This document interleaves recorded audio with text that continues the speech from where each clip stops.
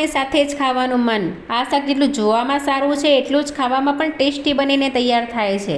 આ શાકને આજે હું એક સિક્રેટ વસ્તુ ઉમેરીને બનાવવા જઈ રહી છું, તેથી વિડીયોને પૂરો જોજો। તો ચાલો આજે આપણે બનાવીએ ઢાબા સ્ટાઇલ કાઠિયાવાડી ભરેલા રીંગણ અને બટેકાનું ટેસ્ટી એવું શાક। તેના માટે મેં અહીંયા 250 ગ્રામ જેટલા લીલા રવૈયા આવે છે તે લઈ લીધા છે। મીડિયમ સાઇઝના અહીંયા મેં 4 બટેકા છે તેને પણ છોલીને લઈ લીધા છે।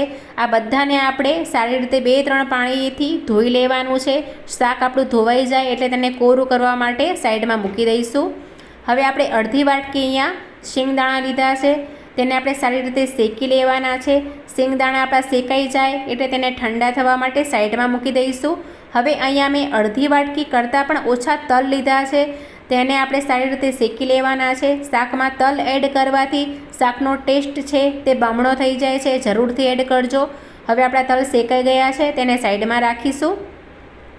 એક નાની વાટકી ભરીને મેં અહીંયા ચણાનો લોટ લીધો છે, તેને કઢાઈમાં ઉમેરી દઈશું અને ધીરે ધીરે કરીને સારી રીતે મિક્સ કરતા જઈશું અને ગોલ્ડન બ્રાઉન ના થાય ત્યાં સુધી આ લોટને આપણે સારી રીતે શેકી લેવાનો છે।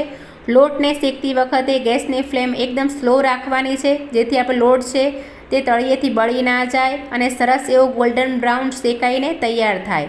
તો આપણો 4 થી 5 મિનિટની અંદર જ આ એકદમ લોટ ગોલ્ડન બ્રાઉન શેકાઈને તૈયાર થઈ ગયો છે।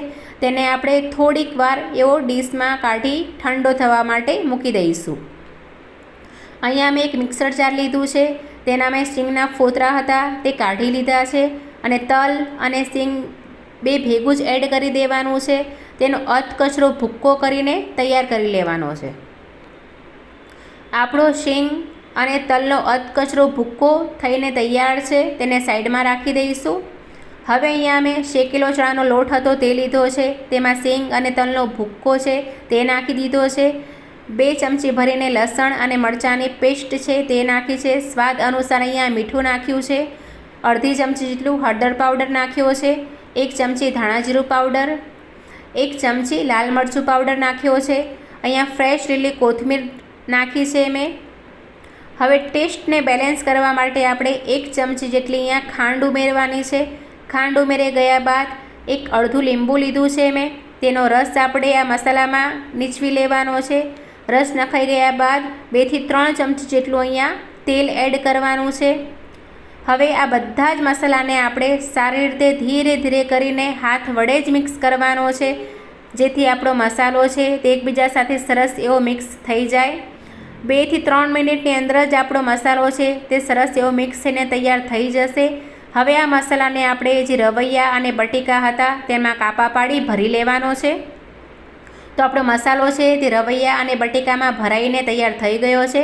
હવે આ રવૈયા અને બટેકાને 7 થી 8 મિનિટ માટે આપણે સ્ટીમ કરી લેવાના છે। તો આપણા 7 થી 8 મિનિટની અંદર જ આપણા રવૈયા અને બટેકા સરસ એવા સ્ટીમ થઈને તૈયાર થઈ જશે। હવે તેને થોડાક એવા ઠંડા કરી લઈશું। અહીંયા મેં 1 ડુંગળી, 1 ટમેટું, 2 લીલા મરચાં અને થોડુંક એવું લસણ લઈ લીધું છે। હવે આ બધાને આપણે સારી રીતે ઝીણું ઝીણું સમારી લેવાનું છે।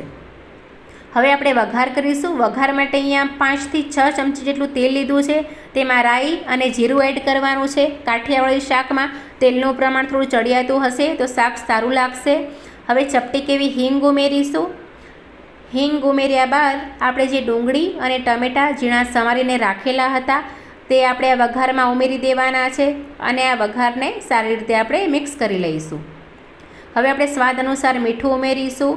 અડધી ચમચી ધાણા જીરું પાવડર, અડધી ચમચી હળદર પાવડર, 1 ચમચી લાલ મરચું પાવડર ઉમેરીશું। હવે આ બધાને આપણે સારી રીતે મિક્સ કરી લઈશું। હવે જે આપણે રવૈયા ભર્યા હતા તેનો મસાલો હતો તે 2 ચમચી મેં અહીંયા એડ કર્યો છે। આ મસાલો એડ કરવાથી શાકની જે ગ્રેવી છે એકદમ થીક અને સરસ એવી બનીને તૈયાર થાય છે। બધું જ એકવાર સરસ મિક્સ કરી લઈશું। હવે આમાં મેં અંદાજે અડધો ગ્લાસ જેટલું પાણી લીધું છે તે આમાં ઉમેરવાનું છે। તમારે ગ્રેવી થોડીક એવી પતલી જોઈતી હોય તો તમે વધારે પાણી પણ એડ કરી શકો છો। હવે આને 2 થી 3 વાર આ જ રીતે આપણે સરસ એવું મિક્સ કરી લેવાનું છે। આપણું સરસ એવું મિક્સ થઈ જાય પાણી એટલે થઈ જેવું ગરમ થાય પાણી એટલે તેનામાં આપણે રવૈયા અને બટેકા હતા સ્ટીમ કરેલા તે એક એક કરીને આપણે ઉમેરી દેવાના છે। બધા જ રવૈયા અને બટેકા આપણા ઉમેરાઈ જાય એટલે આ શાકને આપણે એકદમ હળવા હાથે મિક્સ કરવાનું છે, જેથી આપણા બટેકા અને રવૈયા છે તે તૂટી ન જાય. સરસ રીતે આ જ રીતે આપણે હળવા હાથે 2 થી 3 વાર મિક્સ કરવાનું છે. મિક્સ થઈ જાય બધું એટલે આપણે 2 થી 3 મિનિટ માટે એકદમ સ્લો ફ્લેમ ઉપર આને શાકને આપણે ડીશ ઢાંકી સેટ થવા માટે મૂકી દઈશું.